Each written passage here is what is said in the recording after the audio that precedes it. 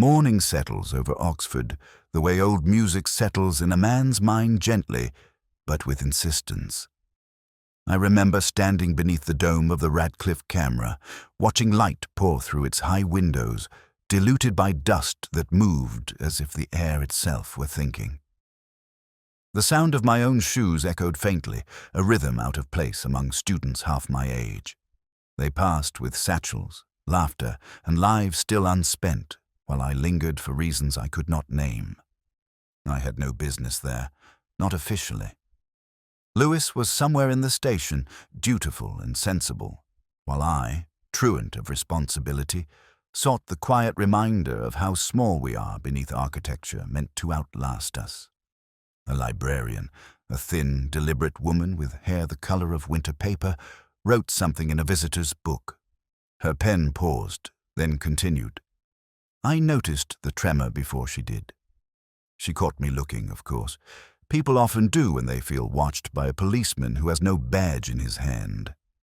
She asked if I was looking for something. I said perhaps, though I hadn't decided what. She smiled with the weariness of someone who has learned that curiosity is its own affliction. When she turned the book toward me, a name at the top page seemed to hesitate in the ink, Leonard Greaves. Written that very morning, I knew it faintly. A scholar of the old sort Latin, silence and scandal.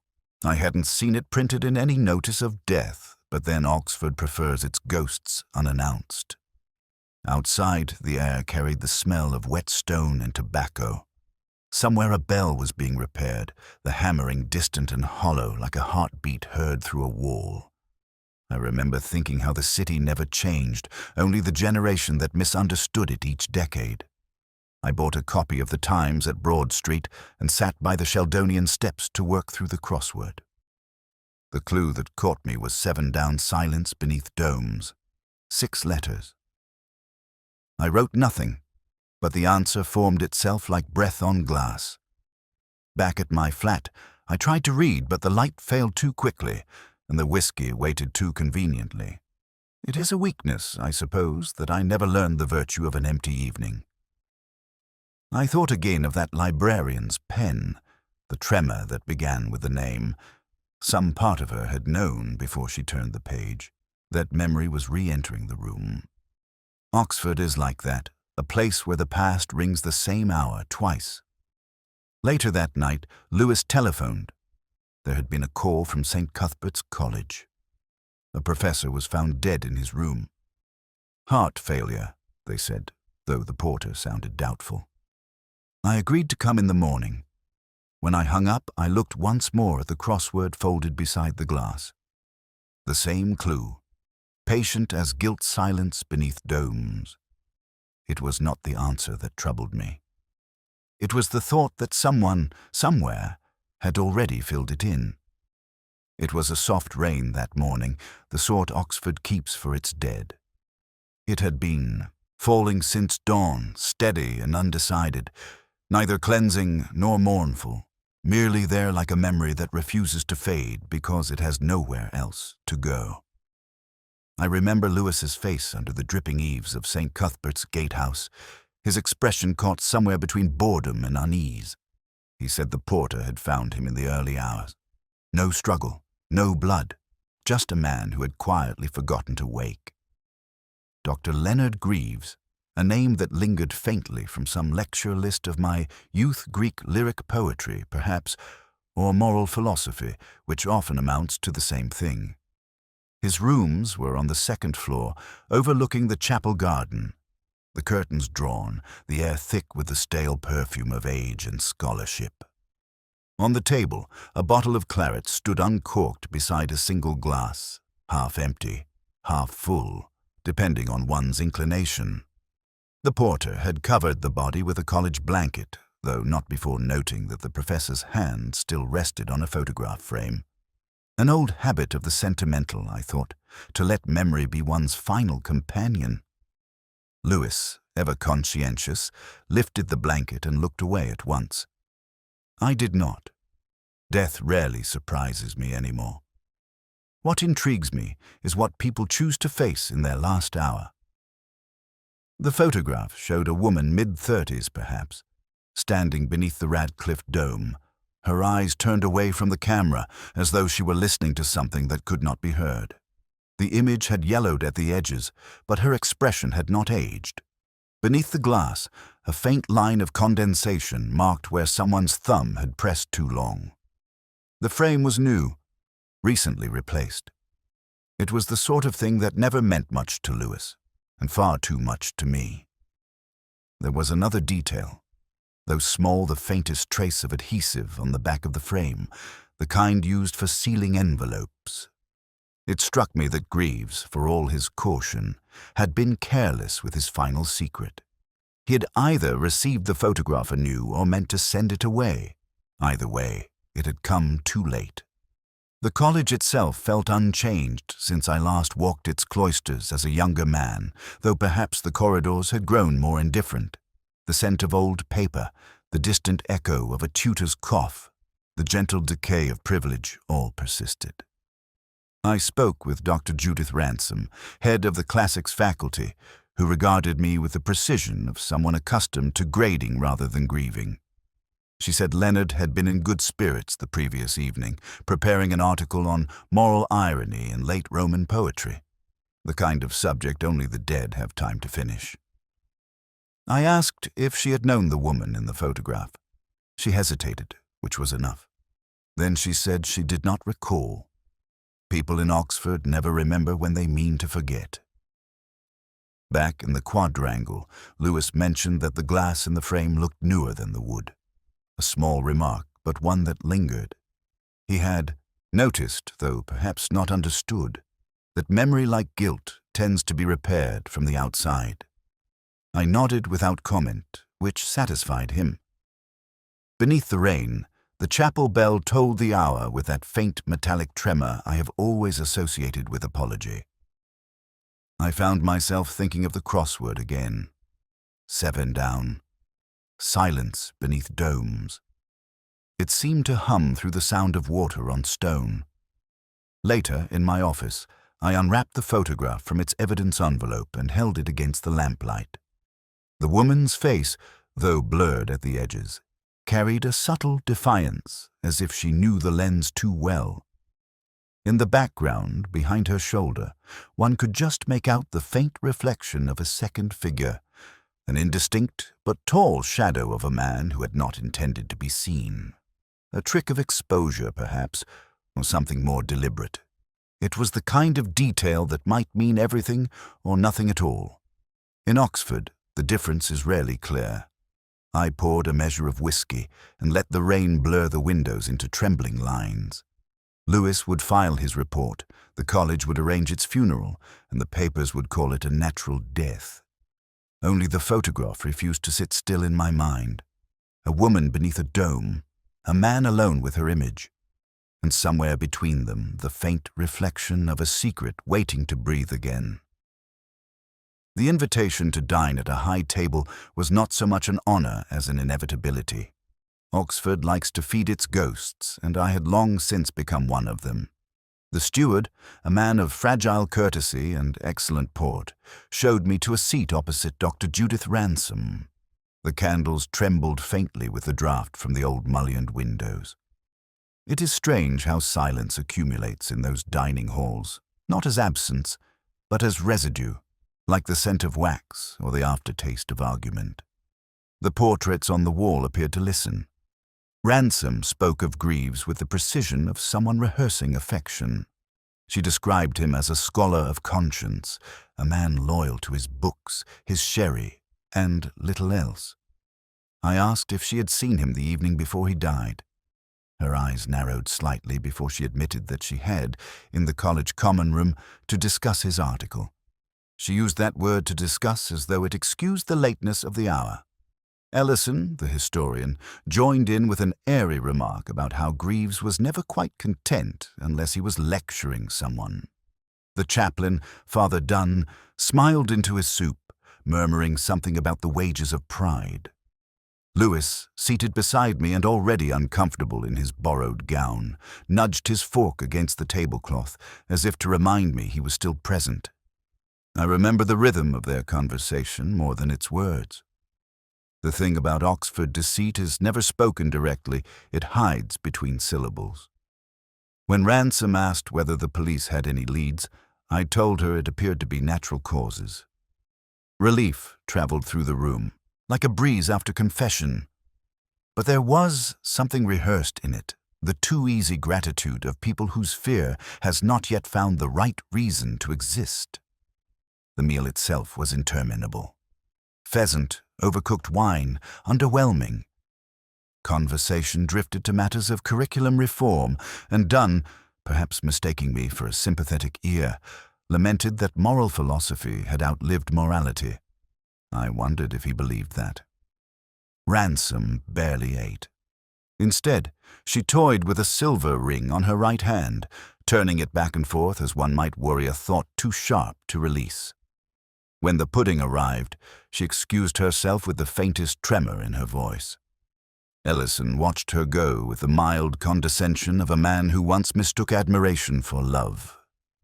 Afterwards, I walked the cloisters alone. The stones sweated faintly from the rain, and the air carried that faint trace of decay, particular to Oxford, the perfume of paper, wax, and regret. In the porter's lodge, I asked to see the visitor log. Greaves' final signature lay there, thin and deliberate, 2 nights before his death. Below it, another entry half erased that ended in the letter R. The porter, an honest sort, claimed ignorance. He offered me tea instead. I declined, preferring the draughts of the quadrangle. Lewis caught up with me at the gate, anxious to know what I thought. I told him what I knew, that a man does not drink half a glass of wine alone without expecting company, and that the company, for reasons yet unknown, had decided not to stay. He said it could have been anyone, and I agreed, though the word anyone often hides the truth that it was someone very specific. Back at the station, the report was being typed up, the mechanical clatter drowning out thought. I looked again at the photograph taken from Greaves' room. The woman beneath the dome stared slightly past the camera, her face lit by that peculiar Oxford light that flatters nothing but stone. Behind her shoulder, a faint blur blurred another figure, perhaps Ellison, perhaps no one at all. I noticed something then I had missed before. The edge of her coat collar turned outward as if she had recently removed a scarf. The simplest of details, but one that spoke of movement, a meeting interrupted, a conversation ending too soon. When I finally left, the streets were empty save for the soft wheels of a bicycle slipping through the rain. I thought again of the table, the candles, the practiced ease of guilt. In a college built for theology and reason, I had seen both diminished by hunger. The clue, I suspected, was not in what had been said, but in what had been left to cool on the plate. It arrived on a Tuesday morning, folded once and sealed with nothing more binding than habit. No return address, no handwriting, just the soft mechanical precision of a typewriter long out of fashion. Lewis brought it in with the rest of the post, tossed it onto my desk beside the cold remnants of coffee, and remarked that people still wrote to the police as if confession were a courtesy. He meant it lightly. I did not. The envelope was thick, of the sort used by those who once knew stationery as an art. Inside, a single sheet of cream paper, its texture faintly rough, as if pressed by fingers hesitant to let go. The words were few and unremarkable at first glance. Truth lies in the dome's echo. He died for a confession never heard. I read it twice, then a third time, tracing the indentations where the type had struck hardest. There was something uneven in the rhythm, as though the writer had paused too often between words, uncertain whether the message was meant for me or for himself. Lewis thought it a prank, perhaps some undergraduate game of moral riddles. But there was a faint, dry, unmistakable pipe tobacco scent, the sort I had not encountered since my own father's study. Whoever sent it was old enough to remember ritual and lonely enough to perform it. Later, I found myself walking toward the Radcliffe dome without meaning to. The letter had drawn me there like a chord half heard in the dark. The morning rain had turned the cobblestones slick, and the great door yielded with that low ecclesiastical sigh peculiar to buildings that have outlived their caretakers. Inside, the air was still cathedral. Footsteps multiplied in the curvature, and every whisper returned altered, thinner, less human. I stood beneath the center of the dome and said aloud the last words of the letter. The echo came back slower, detached from me, as if translated by something invisible and patient. It was not superstition, merely acoustics, yet I felt the same shiver one feels when a word outlives its speaker. I lingered there for some time, listening to the architecture think. A student coughed somewhere among the stacks. A page turned. In that space of almost silence, I began to suspect the letter's phrasing was deliberate. Truth lies in the echo, not metaphor, but direction. The writer knew that I would come. Perhaps I knew me too well. By the afternoon, I was back in my office. The letter laid flat under glass, my mind circling it like a cat around an unopened door. I considered the phrases again, their balance of confession and concealment. If Greaves had died for one, whose truth had he been trying to speak? The typewriter used was old, likely pre-war, its ribbon worn to a hesitating grey. A scholar's tool, not a machine of convenience. I imagined Ransom, perhaps, hunched over her desk, the room lit by a single lamp, her face expressionless as she pressed each key. Then again, she was not the sort to risk sentiment in ink. That evening, I returned to St. Cuthbert's. The porter raised an eyebrow at the sight of me, but said nothing. I asked whether Greaves had used a typewriter. The man thought for a long moment before nodding. An Olivetti, he said, kept in his study, though the ribbon had long since dried. When I checked, the machine was gone. The dust on the desk bore a rectangular void, sharply defined, the absence more eloquent than presence. It was Lewis who found the faint outline of paper fibers in the bin, fragments torn too cleanly to be accidental. We left without speaking.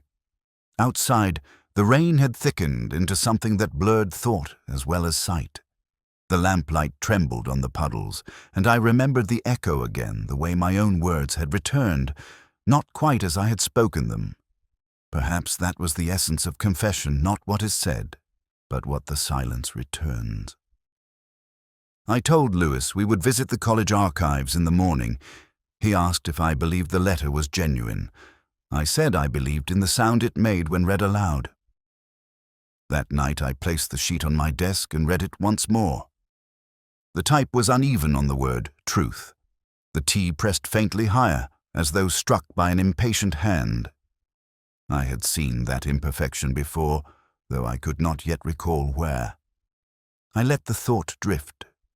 Some deductions, like music, require repetition before they reveal their key. There are pubs in Oxford where the air seems to remember what was said long after the people who said it have gone. The Lamb Flag is one of them, with low ceilings, amber glass, and that faint odor of rain-soaked coats and literature. I sat there with Lewis on a Wednesday evening, the day's grey already dissolving into its next incarnation. We had come to retrace the professor's final steps, though truthfully I had wanted an excuse to sit where he had sat, to see if silence might still hold his outline. The landlord recognized Greaves's name before I finished asking. He'd been in 2 nights before, just after 8, ordered a bottle of wine, the better sort, and asked for 2 glasses. He'd met a woman, the landlord said, tall, sharp-featured, polite, though not warm. They'd sat by the window beneath the framed photograph of the 1937 rowing crew. There had been no quarrel, just a stillness that unsettled the air around them. When she left, she did not look back. Greaves, on the other hand, stayed until closing, drank a little, spoke less, paid with exact change. Lewis thought it romantic, the kind of scene that precedes disappointment. He has yet to learn that disappointment is not a prelude but a habit. I asked if the landlord remembered what was said. Only that Greaves had muttered something after she'd gone she doesn't forgive. A line easily forgotten, except that no one mutters about forgiveness without needing it. We left the pub and walked beneath the dripping eaves of St. Giles. The rain had found its rhythm again, steady, reluctant to finish. Across the street, the Radcliffe dome loomed like a thought too large to name. I found myself glancing at the crossword folded in my pocket, the clue that had followed me through the weak silence beneath domes. 6 letters. The answer remained unfilled, though I had known it from the beginning. Remorse. It felt indecently simple, as if the word itself had been watching me. Back at the station, Lewis logged the landlord's statement with the industrious misery of a man who finds order consoling. I let him work. My eyes wandered to the photograph still pinned above my desk. The woman beneath the dome looked different that evening. Not younger, not older, but less accidental. The tilt of her head now seemed deliberate, as though she were aware of the lens, aware of being remembered. There was, on her lips, the faint trace of a smile that did not reach belief. The receipt from the Lamb Flag arrived with the rest of the evidence. 2 glasses, 1 bottle of claret, a single man dead, a single woman missing from the story. People seldom drink together without saying something of consequence, even if silence does most of the speaking. I began to wonder which had come first, the argument or the forgiveness withheld. It is possible to live for years inside a conversation that has already ended. Lewis asked if we should interview Ransom again. I told him not yet. Her truths, if they existed, would need to mature like the wine she'd left untouched. Instead, I walked alone through Broad Street, past the lampposts haloed in rain. The city was thinning into its evening ghosts, librarians locking up and drifting toward private melancholy. I thought of Greaves, his final hour measured not in pain but in waiting for what I wasn't sure. Some apologies arrived too late to be spoken aloud. At home, the flat smelled faintly of damp wool and whiskey. I poured a glass. The sort of toast made to what cannot be retrieved. The photograph still lay on my desk, and beside it, the crossword. I wrote the word finally, the ink feathering slightly on the cheap newsprint. Remorse. 6 letters. It felt uncomfortably tidy, like a grave dug with proper dimensions. I folded the paper and placed it in the drawer, though I knew it would not stay buried. When the clock struck midnight, the echo carried longer than it should have. I thought again of the woman at the table, the way she had left without turning, and of Greaves lifting his glass toward the window, perhaps not in farewell but in recognition. Some absences, I have learned, demand a toast not because they are over, but because they endure. It was Lewis who found it, though he did not realize its significance at the time. He had been sorting through the papers from Greaves's study, cataloguing the mundane letters to publishers, receipts from bookshops, and a half-finished note addressed to no one.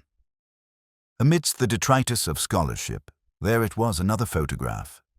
The same woman beneath the Radcliffe dome, but this time her eyes met the camera directly, and beside her, half-cropped by accident or intention, a man's shoulder and hand, the shadow of companionship, or guilt. When he handed it to me, Lewis said only that it looked like the other one, but older. I could tell by the tone that he meant different, though he did not know how. I laid the 2 images side by side on my desk, the lamplight glazing the surfaces unevenly. The woman in the first seemed distant, a memory rehearsed. In the second, there was movement, a laugh just restrained, a secret caught mid-breath. The hand at the edge of the frame wore a ring. I had seen that kind of band before, heavy, square, engraved with the Latin vanity of academia. To forget is divine. I murmured the phrase without thinking, and Lewis, pretending not to hear, wrote something in his notebook. That afternoon I walked to the old Oxford Photography Club, long defunct, its sign fading like the negatives it once produced. The shop was shuttered, but the landlord, a man with eyes trained to the color of loss. Let me in. The air still smelled faintly of chemicals, metallic and sweet. Dust clung to the light fixtures as though reluctant to leave. He remembered Greaves vaguely polite, particularly a man who preferred black and white to color, perhaps because it kept the past obedient. I asked if any of the old film stock had survived. He pointed toward a cracked cabinet by the back wall, its door half-rotted but still locked. The key, he said, was probably somewhere he'd long forgotten. It wasn't difficult to open. Inside, rolls of negatives curled like sleeping snakes. Most were useless weddings, river picnics, faces without names. But one strip caught my attention, a woman standing where the cobbles meet the curve of the dome, her hair lifted by wind, and beside her, unmistakably, a younger Greaves. Another frame showed Judith Ransom in profile. Caught laughing, her eyes turned toward him. The dates scrawled on the paper sleeve placed them 30 years before.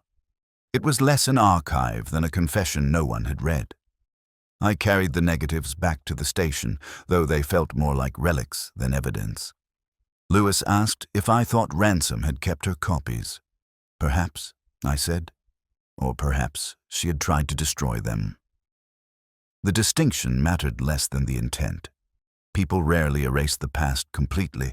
They simply relocate it. That evening, I visited her room. She opened the door without surprise, dressed not for company, but for the slow surrender of solitude. Her books were arranged with defensive precision. A faint trace of clove cigarettes lingered in the air. She asked if we were any closer to understanding why Greaves had died. I said we were closer to understanding how he had lived. That unsettled her more. On her desk, half covered by a shawl, lay the same silver ring I'd seen in the photograph, the Latin engraving dulled by use. I wondered if she had ever noticed its irony. She followed my gaze and, without comment, placed the ring in a drawer. She said Leonard was a man of conscience, but conscience can be an exhausting companion. There was something tender in the admission, though she did not intend it. I asked if she had known him when the photograph was taken. She said once, long ago, and turned her face toward the window as if the years themselves were watching. I didn't press further. There are questions whose answers merely bruise what they touch. As I left, she stopped me. Did he say anything before he died? The kind of question that carries its own answer. I told her only that his final moments seemed peaceful. It was a kindness, and like most kindnesses, not entirely true. Back in my flat, I developed the negatives under the red light of my small dark room. The images bloomed slowly, the woman, the man, the curve of the dome, the slant of winter light, and then something else in the far corner of one frame, a reflection caught in the window pane of another figure, blurred but watching. Not Greaves, not Ransom. Someone else entirely, standing at the edge of their moment. I enlarged it, but the grain dissolved before it could confess. I poured myself a whiskey and sat with both photographs spread before me. The first looked posed, the second accidental, and yet, perhaps, it was the reverse. It struck me that the difference between what we remember and what we record is often a matter of convenience. Outside, the bells began to toll. I thought of Greaves again, how he had lived surrounded by words and died amid silence. The photographs were no longer evidence but echo, the kind that lingers long after sound has ceased.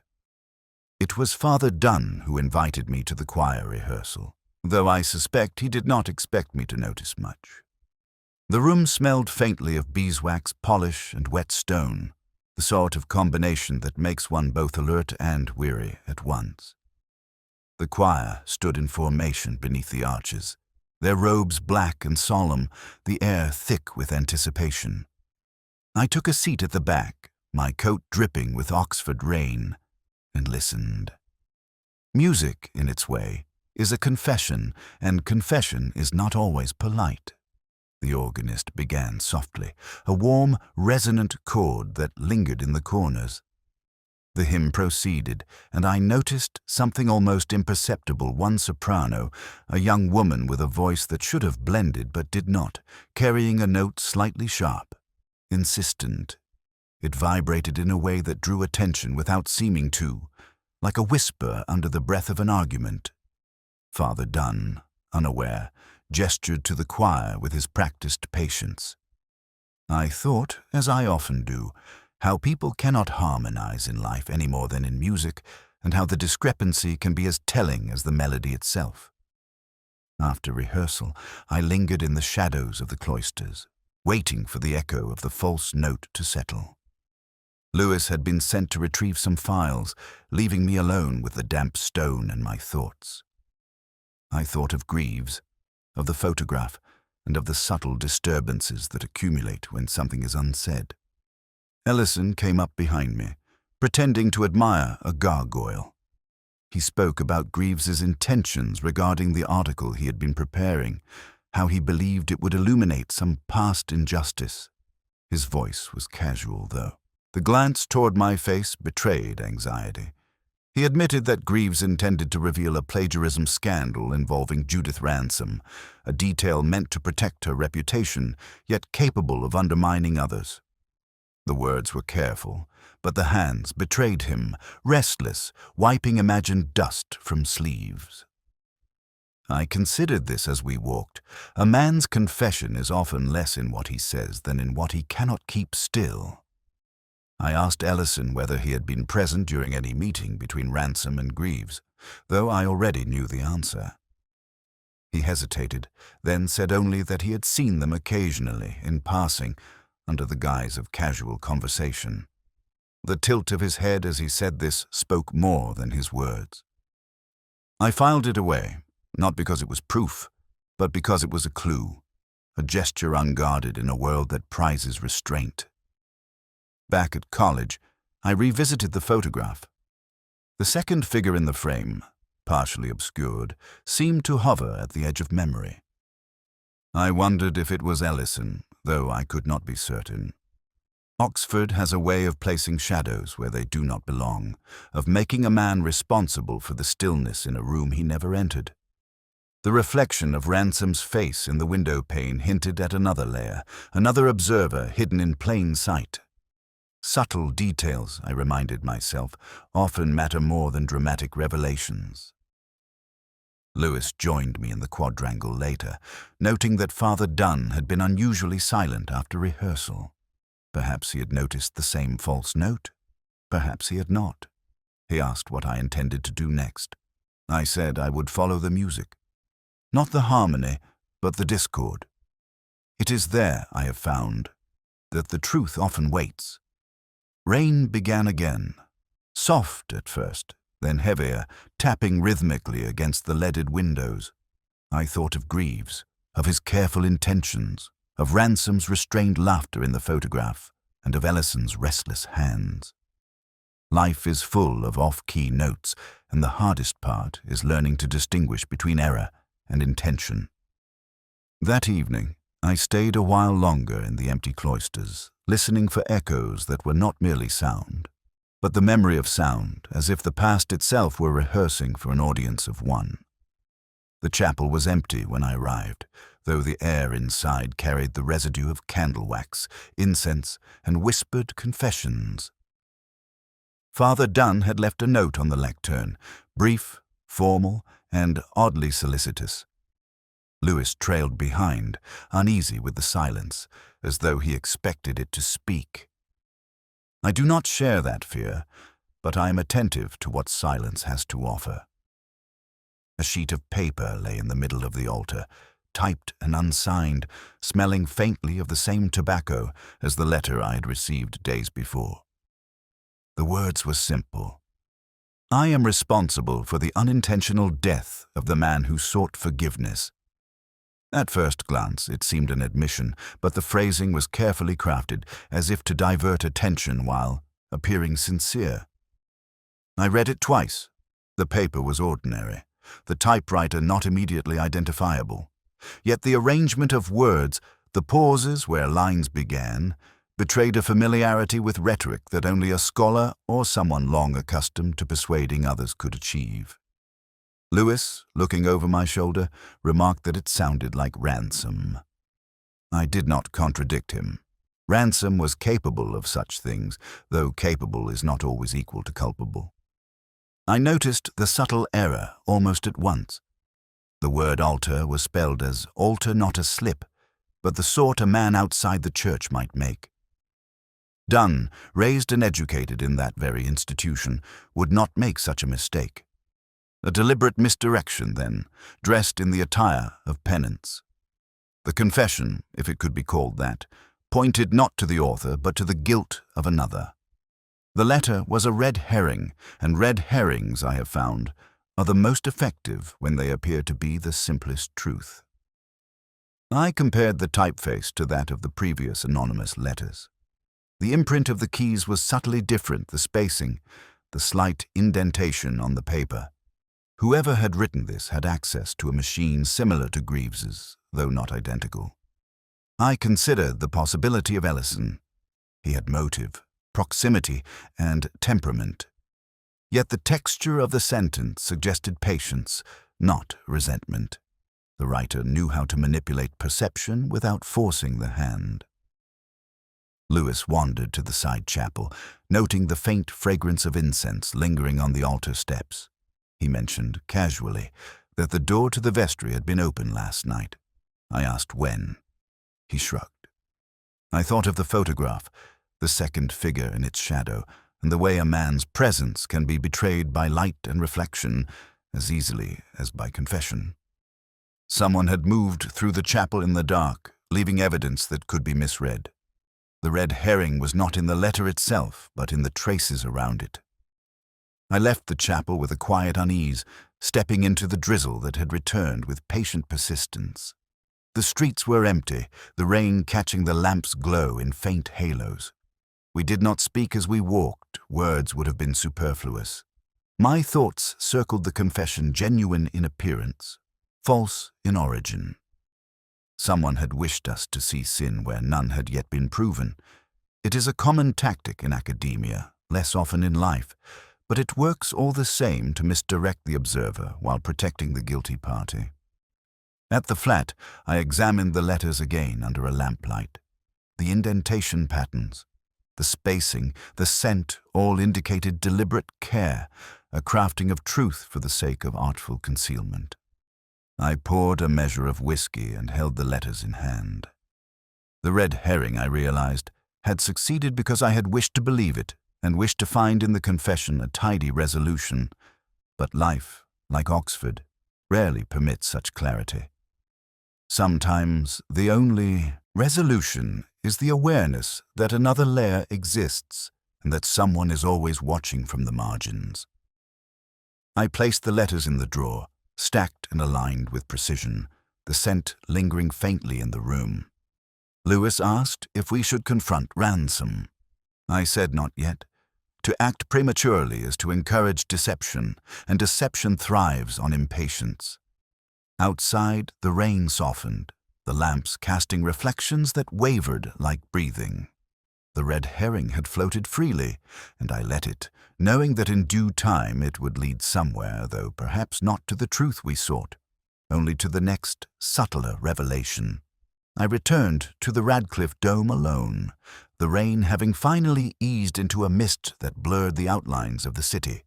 The stone beneath my shoes was slick, the echoes of footsteps magnified by the curvature of the vast interior. I had come without expectation of revelation, more from habit than hope, and yet the place carried a weight not merely architectural, but of memory, of things left unfinished. I took a small tape recorder from my coat pocket, the kind I'd used for notes and occasionally for amusement when alone. I whispered the words from the anonymous letters into it, phrases I had heard repeated in my mind, "Truth lies in the dome's echo," and he died for a confession never heard. The sound returned, delayed, slightly warped, as though the walls themselves were murmuring back, separating the syllables and recombining them in a manner not entirely my own. It occurred to me that the echo was more than metaphor. It was a record, and the record was precise in ways human memory is rarely capable of being. I circled the central stone, testing the effect from different angles. Each position altered the return slightly, some more distant, some sharper. The whisper seemed to occupy multiple spaces at once, layered. It was then I noticed the faintest variance in resonance, a doubling that suggested a second source of sound, not merely the walls, but someone's voice captured previously, refracted through the architecture. A moment of clarity, though fragile, flickered. The library adjacent to the dome had always been a place of refuge for me, and it occurred to me that the circular reading room might hold answers. I made my way there, wet coat clinging, ears straining to detect subtleties missed in the public dome. The emptiness of the stacks amplified the silence, and yet within it, I found a displaced floorboard, slightly raised, as though someone had leaned on it repeatedly. Dust had shifted around it in ways that suggested recent disturbance. The echo of past and present seemed to converge on this point. It was here that the final subtlety struck me. Greaves had spoken of confession, and someone had been recording him, physically, acoustically. The tape I now held, when played back in the library, revealed the imperceptible inflection of hesitation at certain words, as if he had known the listener's attention was absolute. I realized then that the confession, never heard, had been almost literal. Greaves had begun to record a statement, one intended for Judith Ransom, that was interrupted by the very moment of his death. The missing piece was not lost by chance, but by circumstance. The echo had captured the attempt, not the conclusion. I left the reading room and retraced my steps through the cloisters, the mist softening the outlines of statues and spires. I thought again of the photograph. The second figure just at the edge of visibility, the subtle indication that someone else had been present, always watching. Shadows in Oxford often mask presence rather than absence, and I had become practiced in distinguishing the difference. At home, I played the tape in silence, letting the room absorb its contours. Greaves's voice emerged, halting, sincere, and undercut by the tremor of fear and urgency.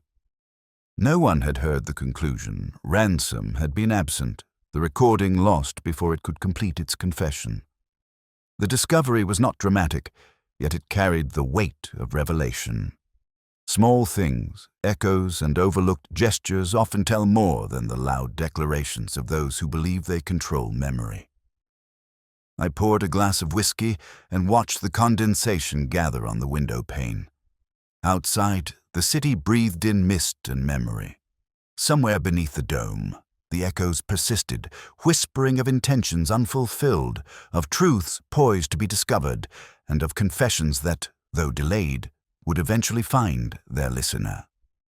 Oxford is patient. I am patient. Together, we will wait for the rest to arrive. The final piece revealed itself in the quiet hours, when Oxford sleeps and only memory moves through the streets.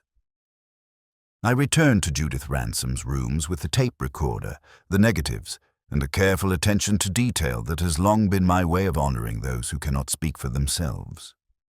The room smelled faintly of tea and worn leather, the curtains drawn to filter the weak light of late afternoon. She did not ask why I had come. Perhaps she already knew.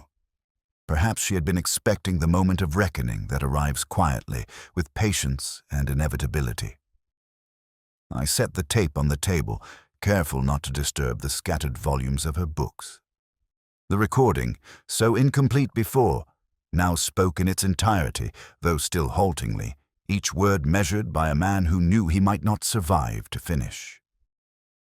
Greaves's voice carried through the small speakers, confessing, explaining, apologizing the confession, painstakingly composed over years, intended to amend a wrong he had done in his youth.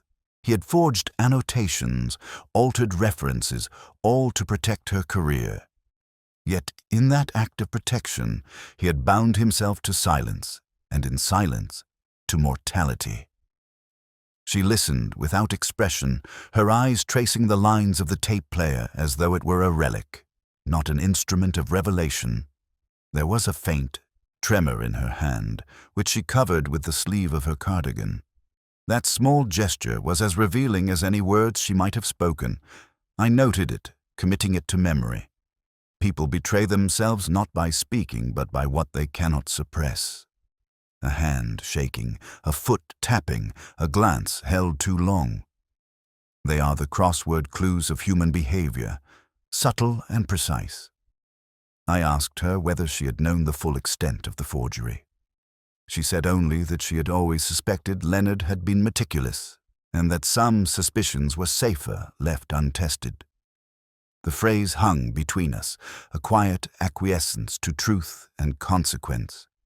I thought again of the echoes beneath the dome, of how sound bends in stone and returns altered, carrying fragments of the past forward. It seemed fitting that Greaves's voice, delayed and distorted, should finally reach the person for whom it had been intended. There was a pause, and she asked if Leonard had suffered. I hesitated. The evidence suggested no physical struggle, no overt pain, but the mind is often its own executioner. He had borne the weight of secrecy, of knowledge he could never release, and in that restraint he had perished. Some deaths are quiet, almost invisible, yet the echoes they leave are resonant enough for those willing to listen. I examined the negatives one final time, laying them out beneath the lamp. The woman beneath the dome, the younger Greaves, and the blurred figure at the edge, the reflection that had eluded me, all formed a sequence, a narrative of intention and misstep. The reflection was Ellison, though unintended. He had lingered nearby that day, observing his presence recorded without his knowledge. The misalignment in the photographs, the doubling of shadows, the small variations in lighting, they had been clues all along, subtle reminders that observation does not require consent. She leaned back in her chair, silent. I poured a measure of whiskey for each of us, though she declined.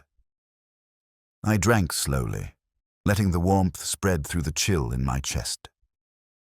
Outside, the bells of St. Mary's tolled the hour, each chime a reminder of the passage of time, of errors and resolutions alike.